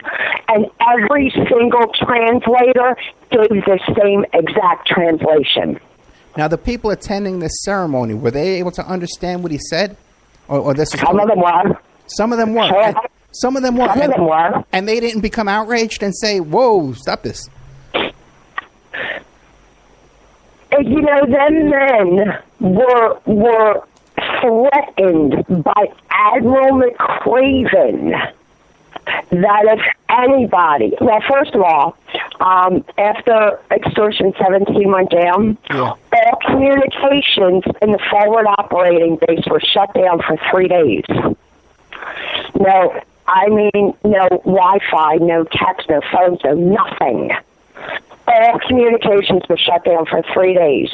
And Admiral McCraven threatened every one of them that if this was ever spoken of, anything about Extortion 17 came out of any of their mouths, they were facing, I think it was like 75 years in military prison. And what was the reason behind that? You tell me. You say he didn't even give a reason. He says, if you just talk about this, I'll give you 75 years. No. He just said it. Right. Yep.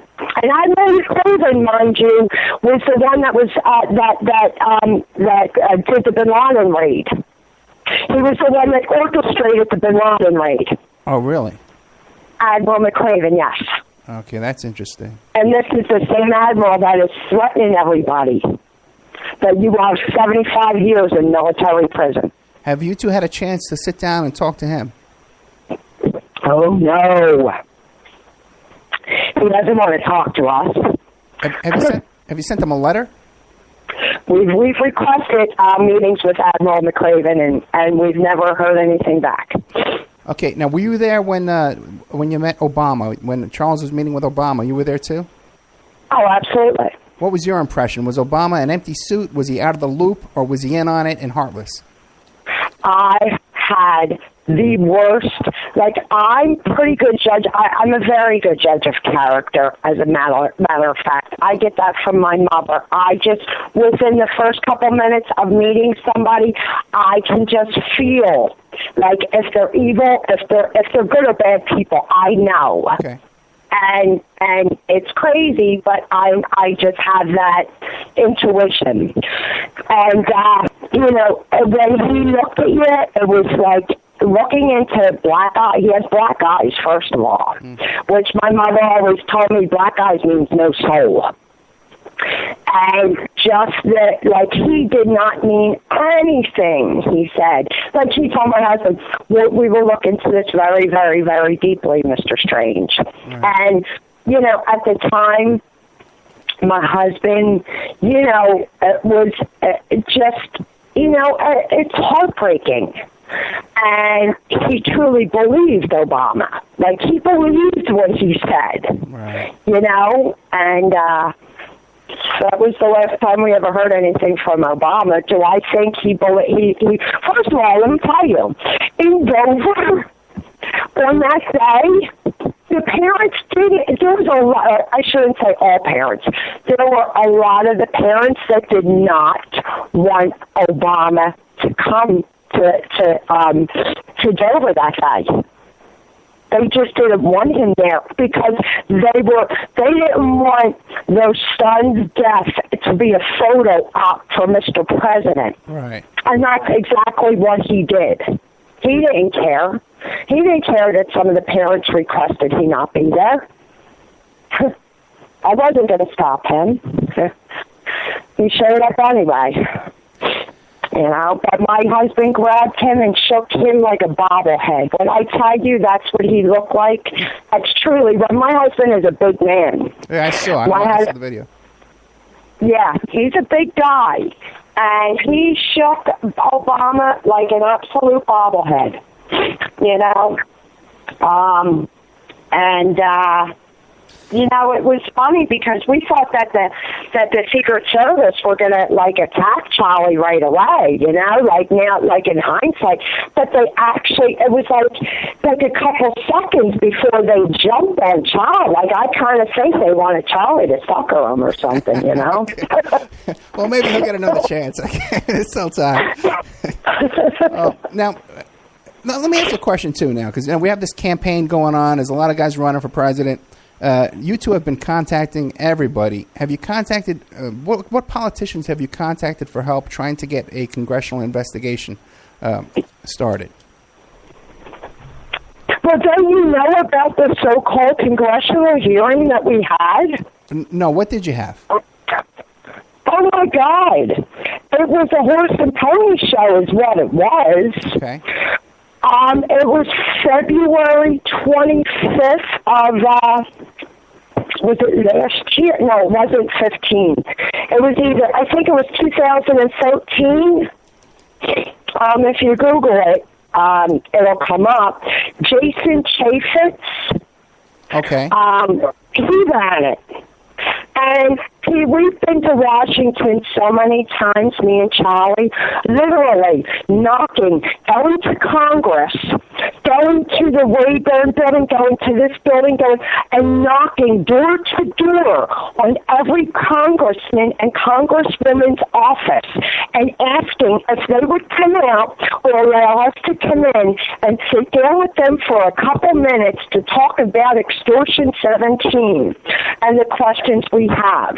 We were there, I think it was probably about 32 times, me and Charles. And a couple other parents and our, our attorney, Larry Clayman, came a few times. Quite a few times he was there with us. And so we sat down with Daryl Issa and Jason Chaffetz probably 3 times, 4 times. And I'm talking about extensive meetings with them, like for a couple hours at a time. Okay. And Daryl Issa, seemed to really care about what happened. And we showed him, this picture of Michael with the autopsy photo. And Michael was not burnt. We could have had the open casket. Why did they cremate Michael? And Issa seemed to be genuinely upset about that, but of course when it came down the bottom line hit, he had no part of our quote-unquote congressional hearing.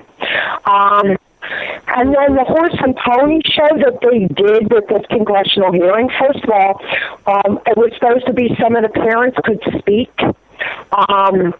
and it rounded up, none of the parents could speak, and my husband, they wouldn't even let, first it was, okay, Mr. Strange will be able to speak. Then it was, no, Mr. Strange won't be able to speak, some of the other parents can.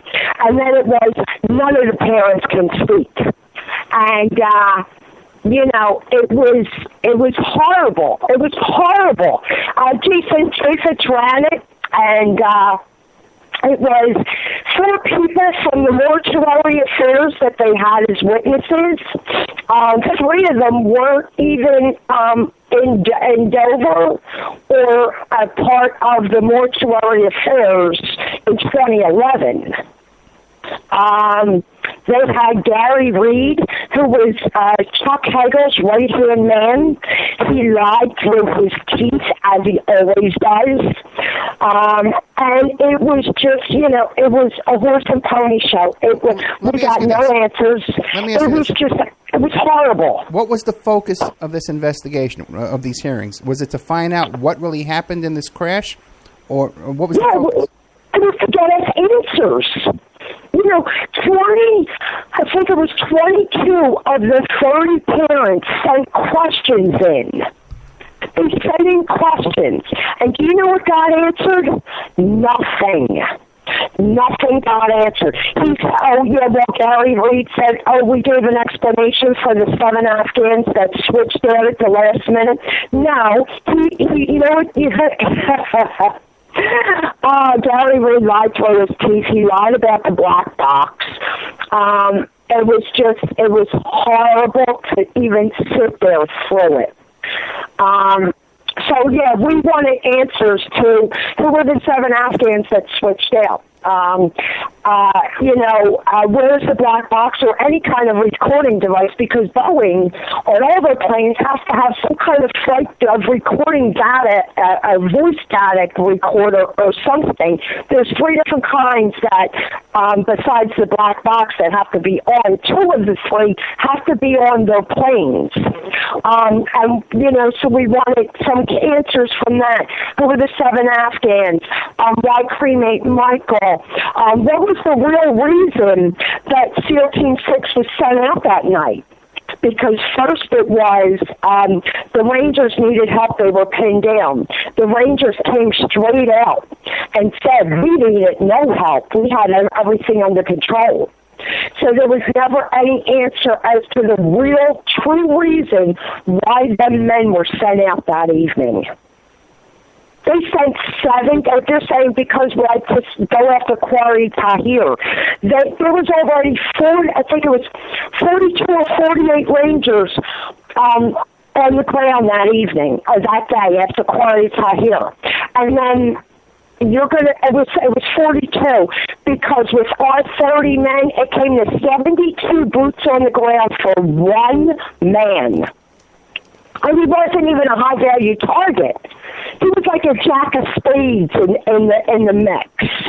It wasn't like he was like a king or an ace of spades. Like, you know what I mean? Well, let me ask you a question. What is your conclusion then? Do you think this was a setup to Absolutely. Without a doubt in my mind. So they wanted to kill everybody on that. The U.S. government wanted to kill everybody on that helicopter. What do I believe was the reason? Yeah. I believe, and I said this from day 3, I think it was tit for tat. We will give you Bin Laden, or, whether it was Bin Laden or if it wasn't, we'll never know. But we'll give you Bin Laden, but we want the team that takes him out. Oh, really? Oh, absolutely. Let me tell you, 20 minutes after Extortion 17 went down, there were two Taliban on the internet who gave their names saying they just killed SEAL Team 6. How did they know who was on board there? How did Karzai know? Because he was the very first one to announce it. He told our government that they were dead. Oh, yeah, there's a lot of questions here. So do I believe, and I said from day 3, that's what I believe. Okay, now, since this time, you and your husband, you're coming under harassment and surveillance and stuff like that. What can you tell us about that? Well, because Michael worked for the NSA, he was a cryptologist, and because we're asking questions and we're poking at the beehive, and the closer we get, the more that they're coming after us. We've been We've been, first of all, when I downloaded that disk we come to find out was encrypted with a virus. Okay. And it sent all our information to a satellite. That's how they rounded up taking my picture off of our computer, or put it onto our computer, because I was on the computer, I was on the desktop. Our desktop has no webcam. I don't want one in here. They can watch us in here. You know, I told Chai all about that. And so we had no webcam on there, and on our laptop, I covered up the eye with a piece of electrical tape. Okay. And so I'm on the desktop, and I'm looking into some stuff, you know, doing some research on different things with the investigation. And all of a sudden, my screen completely freezes, and there is my real-time picture. And I'm looking, and I'm like, oh, my God. And I'm looking down at the clothes that I have on. I'm like, this is an actual real-time picture. And I'm screaming, no, Chalk, come here. And it was saying I was facing 7 to 12 years in prison because I was trying to access some copyrighted material, like some kind of BS. Which was the furthest thing that I was even doing. And then we called our IT guy, and he said, well, remember I told you that your disk was encrypted with a virus? He said what they did was they sent a little ping from the satellite to your computer, and that's how your picture got taken. And then, you know, we've been... in Virginia, we were told, you know, by this guy who works for the NSA, and he said, you know, I can be talking to you and be looking at my phone, and I may be reading all the text messages from your phone. Yeah. Because it doesn't matter how far you are. He said, I got this little app in here that I can access your phone, and I can hear all your messages. I can hear your conversations. I can read your text message. And I'm looking at him. I'm like, why are you telling me this? Is this a threat? And he just walked away. And then Charlie had that happen to him another time. And then, you know, in the beginning we were threatened. We had a bunch of brass come up here 10 o'clock at night. You know, we were selling shirts that said SEAL Team 6. Right. And they started, like, panicking, and they came up. They drove from Virginia. 10 o'clock at night they got here and said, you can't sell them shirts. What? You can't sell them shirts. You know, you'll make yourself a target. No, you guys are talking. The most powerful man in the world's talking about SEAL Team 6. Our vice president and our secretary of defense. Why can't we talk about? Why can't we wear shirts? Well, these are getting death threats from Al Qaeda and the Taliban and you know. I said, well, you can provide protection for us. Oh no, man, we can't do that. Why would you come up here 10 o'clock at night and tell us this? Get out of here. And there's been a couple different other instances, you know, of being followed, just all kind of crazy shit. What's your language? Now, the thing is, too... I'm sorry. That's okay. Now, you said that these brass showed up. What was their rank? 3 and 4 star admirals and generals. Yeah, to come tell you to stop selling T-shirts. Yeah, that's what they said anyway. Amazing. Okay. Yeah. Now you filed some FIO requests, Freedom of Information Act request. What are you trying to get, and what's going on with that? Well, we would like to be able to read the 1,364 pages without all that redactions. Gotcha. Okay. We are also going, you know, we're standing up to the NSA. We're tired of being followed and harassed. And one other thing, they tap into our phones, send crazy text messages. In fact, the other day, Michael's old girlfriend just got an email from Michael. So it's playing head games with my husband. Oh, really? A year after Michael died, we've received an email from him, from his email address anyway.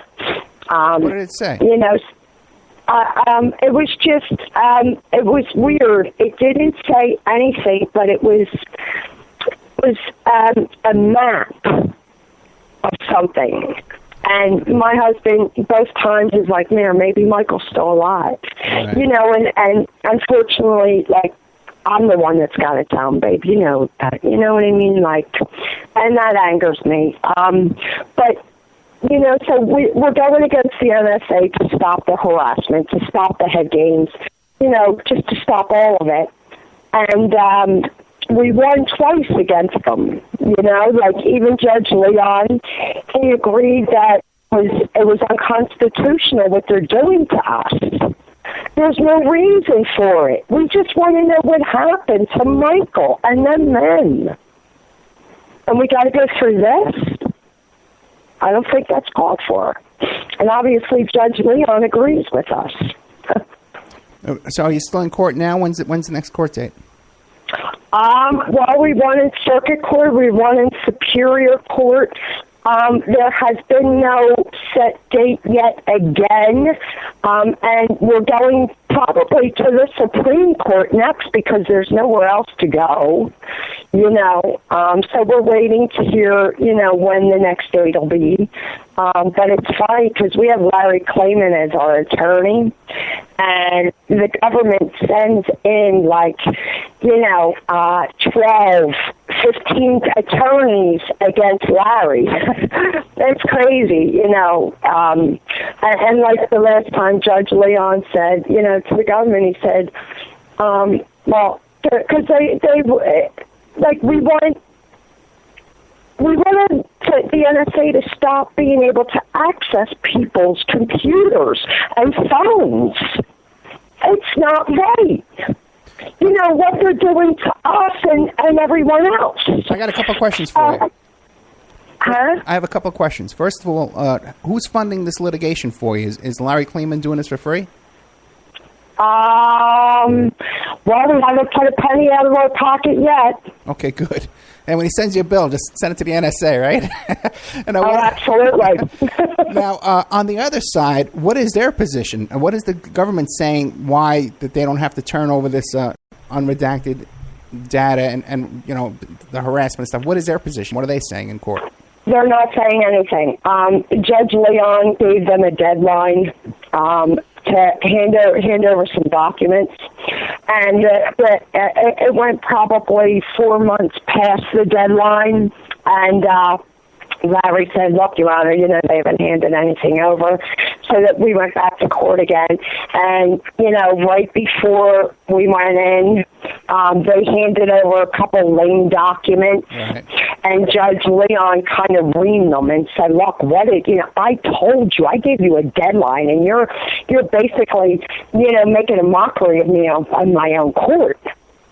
And, they're fighting, as far as with the NSA, saying that the reason that they should be able to go into computers and phones is to stop terrorist attacks. And Judge Leon said, well, show me one instance that it stopped a terrorist attack. And they couldn't give one. They could not give one instance of them accessing the American people's, calls and computers. They couldn't give one instance of stopping a terrorist attack. Well, let me ask you the question. Now, do they acknowledge that they're tapping into your phones and your computers, your personal, you and Charles?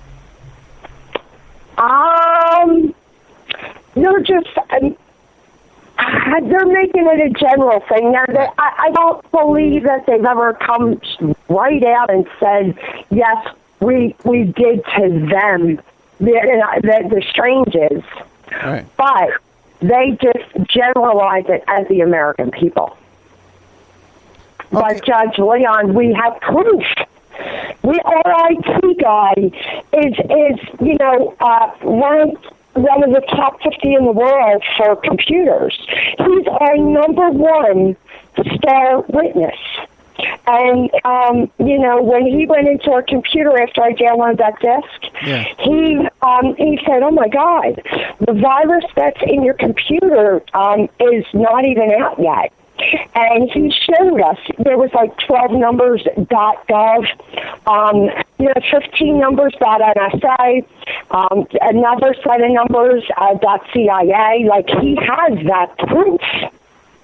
So, they can't say that they didn't access our information. Gotcha. And just to back this up and clarify, when you guys went to one of these presentations from the government, they handed you a big book with all this evidence in it, but there was no print. The printer there was no ink, so it was all faint. But luckily, they gave you a disc inside the book too, which of course you went home, you popped the disc in, and the next thing you know, they inserted a keylogger on your computer there. Oh, it wasn't a keylogger. It was this virus. Now, like I said, our guy's like number top 50 in the world. Right. I mean, this guy's unbelievable. He used to work for the NSA, and he said the virus they have in here is not even been seen yet out there, but he was able to figure it out. It was just. They're just unbelievable, some of the stuff that they do and say, and just... Okay, Mary, we're getting down to like the last 4 minutes. Is there anything that I've left out that I haven't asked you guys, or that you want to bring out to the public? You want the public to know? Well, me and my husband were cordial. I don't know if Charlie told you that just him and I, out of all the parents, were invited to the Pentagon. No, go ahead. With Gary Reed, that was last year. And he lied to our faces once again. I think we pretty much covered everything. If anyone who's listening could just, contact Trey Gowdy or Mr. John, Congressman Micah from Florida. These guys know something happened with Extortion 17, or even contact their own congressmen or senators or state reps or somebody and help us get a real congressional hearing for this. Yeah, and them men deserve this. Yeah, and right now, if your congressman happens to be running for president, or you can contact those offices. They're very cooperative this time of year when they're running for office. When people call up their offices, not like the rest of the year. Right after the election, they don't want to hear from you. Okay, with Mary Strange, the wife of Charles Strange, the parents of Michael Strange of the MichaelStrangeFoundation.org. Also, they run this great program for people who like grief counseling kind of thing, where they get together with all parents of lost their kids in the military to death. And so you can go to MichaelStrangeFoundation.org. You can donate, or you can hear more about it and keep in contact with them and encourage them. And I'm sure you like that as well. Oh, absolutely, yeah. There's really nothing out there for the moms, dads, brothers, and sisters of servicemen and women that have been killed in protecting our country. When me and Charlie asked for a grief counseling, they sent us to a marriage counselor. They had no idea what to do with us, and so our foundation, we pay for everything. Like I tell the parents and siblings, just pack your suitcases. We make all the travel arrangements. We pay for all of it because they've already paid the ultimate price. Now, what about that big organization, Wounded Warriors? You see their commercials every 5 minutes. Have they been any help to you? Do they help you out? No. Yeah, that's what I've heard. I hate to say that. No. Mm-mm. Yeah, it's heartbreaking. Yeah. But, we're a small foundation. Right. We'd like to be bigger. There's over 7,000 killed in these two wars. We want to help so many people. And, just parents alone is over 14,000 just parents in our country that are in pain every day because they miss their son or daughter. And we're just trying to help them. Like it was a horrific situation, a horrible tragedy that happened, and we're just trying to find some healing in helping other people. There's no closure, yet of what happened, but to try to get some healing somehow by, reaching out to other parents and siblings is the way that we're trying to heal a little bit from this. And that's the michaelstrangefoundation.org. Mary, we're out of time, but thank you so much, okay? Thank you so much for taking the time to have us on here. And God bless you and God bless America. God bless you, too. Good night. Okay, there you had it. Mary Strange, the wife of Michael, the stepmother of Michael Strange, and the husband of Charlie Strange. Everybody reboot. I'll be starting Reboot Spreaker because I'll be starting Goodnight Awake and PSN. I'll be rebooting Spreaker, and we'll be doing an after show right now. Thank you.